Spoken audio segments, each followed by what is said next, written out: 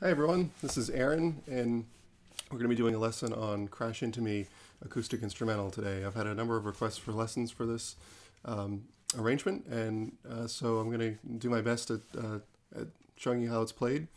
We don't have a lot of time in this video, but we're going to get to hopefully the first verse and the first chorus. So let me just talk a little bit about the methodology first. This is gonna be a very low-tech video, so I'm gonna be probably flipping between this view and the guitar view. So let me just talk about how it's played first. You're probably familiar with the studio recording, which is in C sharp minor, and the progression is, whoops.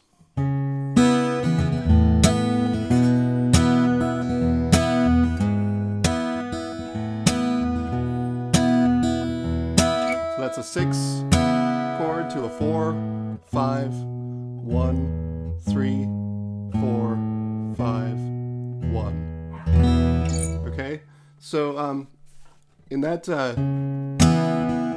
this is not a very friendly position for the guitar. So if you want to play melody on top of that, it's a little bit challenging. So I decided to change the key to E minor, and I thought if I tuned down a whole step, I could get it to D minor, which would be 1/2 step away, but ultimately I ended up settling on G minor with a capo on 3. You're free to play it anywhere you want. I just happen to like the way this sounded. So when I describe the fingerings, it's going to be, I'm going to switch back and forth between relative frets, meaning relative to the capo, so this would be 2nd fret right here. But just the way my head works, when I get past like the open positions, I just tend to think in absolute frets, so we'll still call this 12th fret. I know it's probably a little bit messed up, but that's just the way I think. So the chords are going to be E minor, and we're going to be pedaling the top 2 strings on the F and B flat. That's the 3rd fret or 6th fret if you're looking at it absolute. So that's an E minor 7, and we're just going to be pedaling these top 3 strings the whole time, just like it is in the studio recording, to C add 9 really, and this is a G chord with a D in the bass, and then there's the G chord, G over B bass, then there's the C add 9 again, and then there's the G over D, and back to G. So E minor 7, C add 9, this is 3, and then 3 on the 5th string, and then the 2 3s on the top. And then this is all 4 strings open, excuse me, the 4th and 3rd string open, the 2 3s fretted at the top. Same thing here, we're just changing that to the 2nd fret on the 5th string. Back to that C chord again. And G. We're really only, the only strings that are really resonating are the top 3 strings. And it's really just that bass note that keeps changing. So let me play through that. And let me play through it really quick, and then we'll talk about the right hand.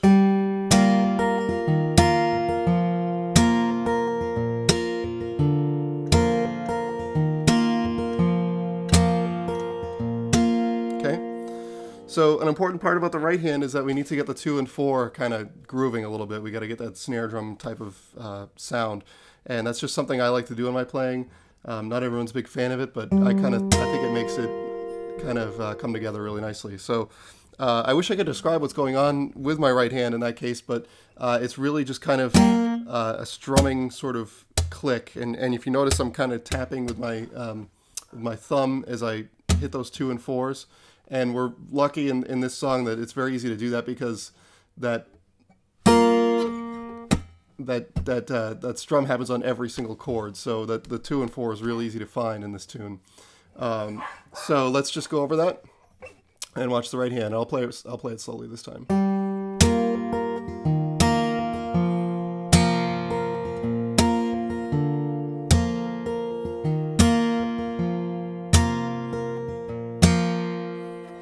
Okay, so once you have that right hand part down, it stays the same throughout the whole tune. Let's look at the first verse. So we're coming out of this. And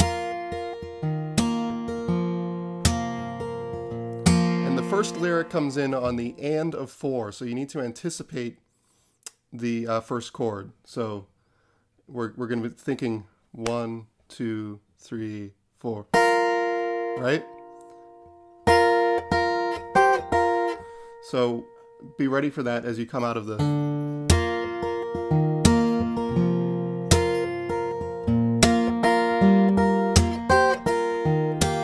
Okay, let's look at what happened there. And so immediately we're going to get right to the 1, which is the E minor chord.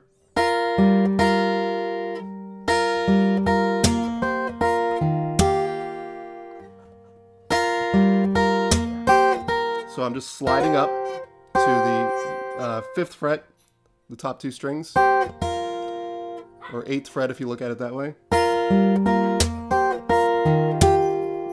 And what happens here is I'm trying to get just the 3rd fret, open 3rd string, and the 3rd fret on the 2nd string. Whoops.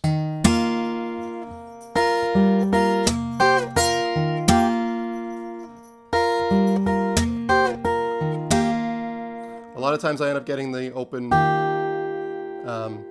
top string, 1st string, and that's okay. It adds a little bit of color, but the melody is right here.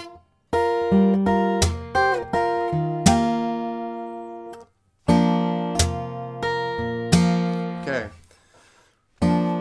The 4th, 3rd, and 2nd strings are open, and I need to hammer on with my 3rd finger onto the 3rd fret to play that F. And the reason I have to do that is because that this is got, your, and that your happens on the 2. And I need a click on that 2, so what I'm doing is, right? And so the whole melody there is right up to the 3rd fret on the 1st string, which is B flat, or G. I keep going back and forth. I don't know how you want to refer to that, but I'm thinking B flat, and then right down to that G chord. So the whole first part of the first verse.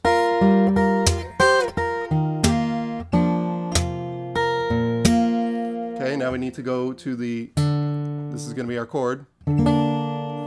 So, and again, we're anticipating the melody there. It comes on the and of 4. So this is, so,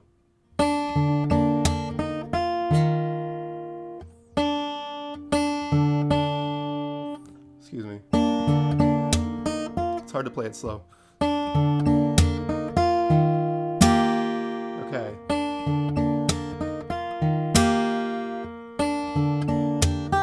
So, and I'm playing the 2nd and 3rd string open, and then the C add 9, which needs to have the open string resonating, because that's where the melody is.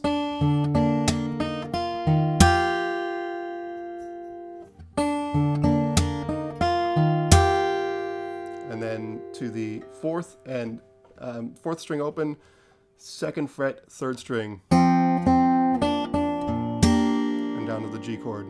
And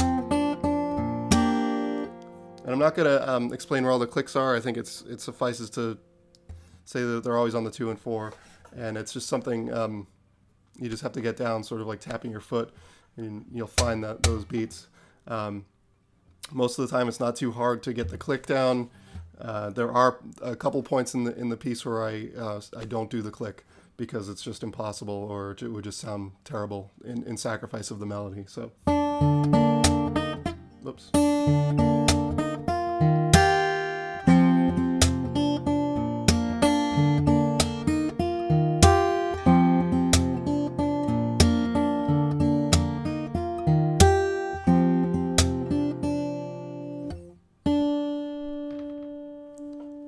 that picture.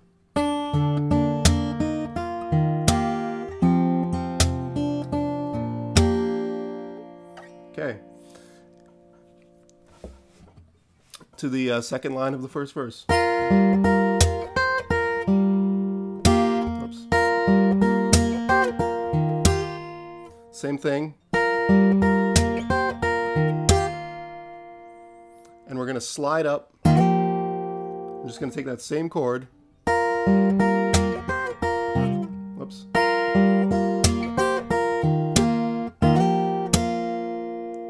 And I sort of, I'm using my first finger there. So as I slide up into the 5th fret, or 8th fret if you want to look at it that way. And I'm coming down on, this is my 2nd finger on 8th fret and my 1st finger on 6th fret to create what is essentially an F chord. Well, kind of an F chord with a lot of other things going on. But that's the overall tonality. And you can take advantage of that open string that will allow you to get down to the G to fill in that part. So.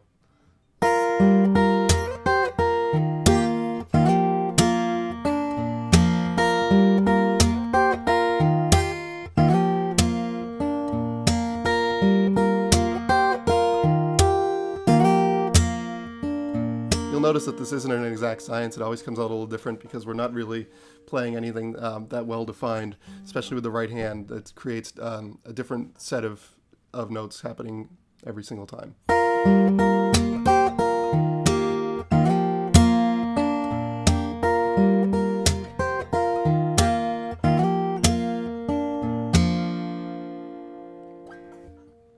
And back to... So this is open 2nd string, and again we're anticipating that 2nd fret, and that's 2nd fret on the 3rd string. I'm only using those 2 fingers. There's nothing else going on. I'm trying to show that I don't have any other fingers down there. It doesn't look like that on the camera. It looks like I'm fretting other things, but that's just 3rd fret.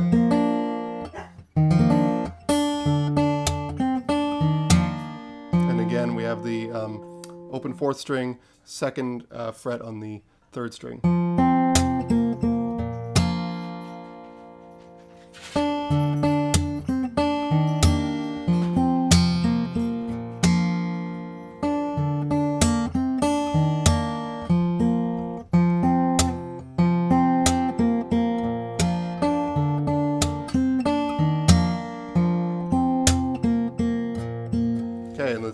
The second half of the first verse starts a little differently, and I'm actually going to drop down from the E minor being played up in this octave, and I'm going to use the open string on the bottom. So.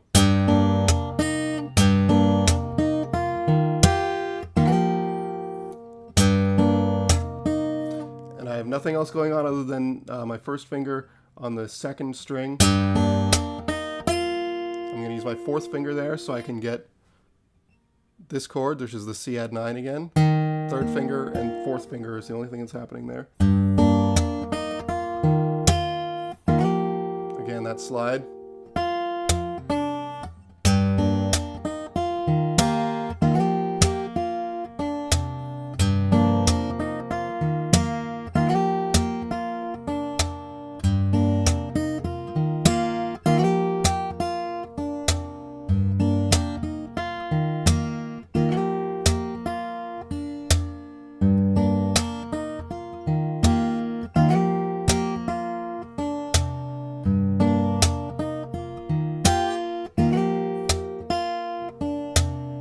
Now, you've seen that before.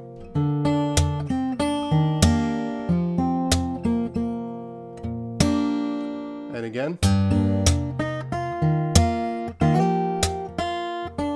And going into the chorus, it's going to be 2nd fret on the 5th string, and then third string, 2nd fret. I keep losing my camera here because of the screensaver. 2nd fret on the 5th string, 3rd string, 2nd fret, and then going into the open 2nd string. And that's the lyric "For You." Okay.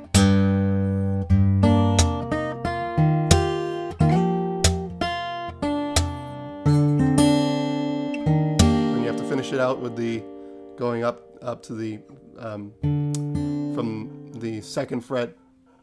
I'm sorry, 2nd fret 5th string to 3rd fret to 5th fret.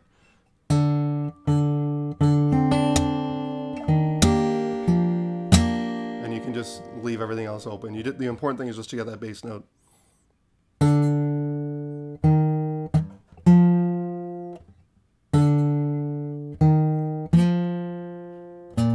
Okay, and so.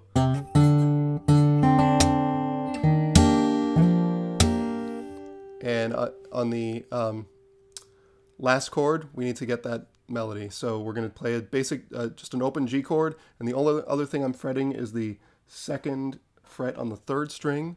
So I'm creating sort of a 9 chord, or I guess an add 9 chord or add 2 chord. Okay, and I'm going to pull that off.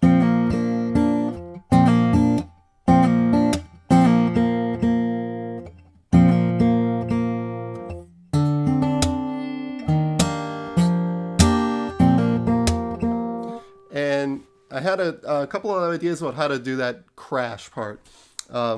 He doesn't really sing it; he sort of speaks it, but it is it does have a tonality to it. So what I wanted to do is create a slide, but I wanted to keep the open sounding. I wanted to keep that overall chord sounding. So what I'm doing is I'm going to refer to this as the 12th fret, even though some of you might know that it's the 9th relative to the capo. And I'm playing an open bottom string. I'm playing the 12th fret on the 4th string, and then the same note creating a unison on the 2nd string. Okay, and that's just the effect that I went for. I kind of like the way that sounded. And at some point you need to fill in for the chords being played, that, right? So I like to grab it on the 10th fret and the 11th fret here. You can also grab it on the 3rd fret relative to the capo. So, and this is just octaves. So, and that's D, E flat, F in absolute terms, B, C, D in relative terms. And just a nice G chord, bottom 4 strings. And then open 2nd string and grab the harmonic on the 15th fret, 12th fret, relative to the capo, of course, because that's a natural harmonic. And we create an A flat chord or an F chord relative to the capo. And we're going to play the root, 5th root, starting on the 4th string, 3rd string, on the 8th fret, 9th fret, 2nd string. And I love to get this top string there because it creates a major 7.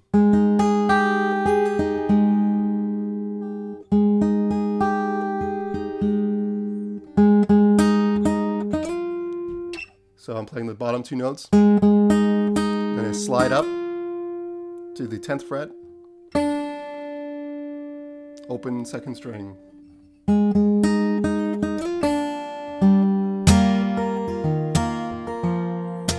I'm going to play the whole thing now slowly with the camera zoomed into my left hand so you can see closer what I'm playing.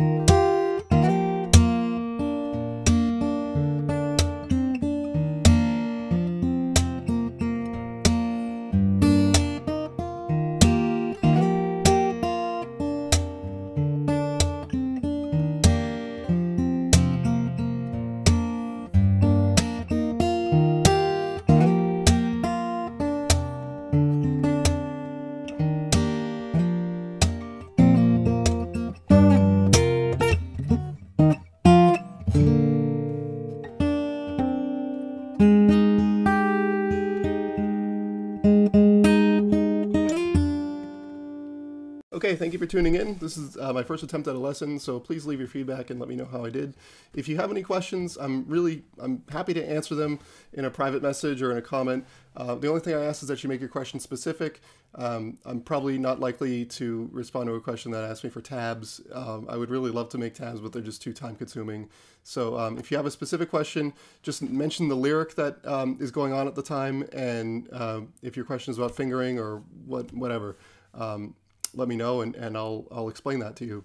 Thank you for tuning in.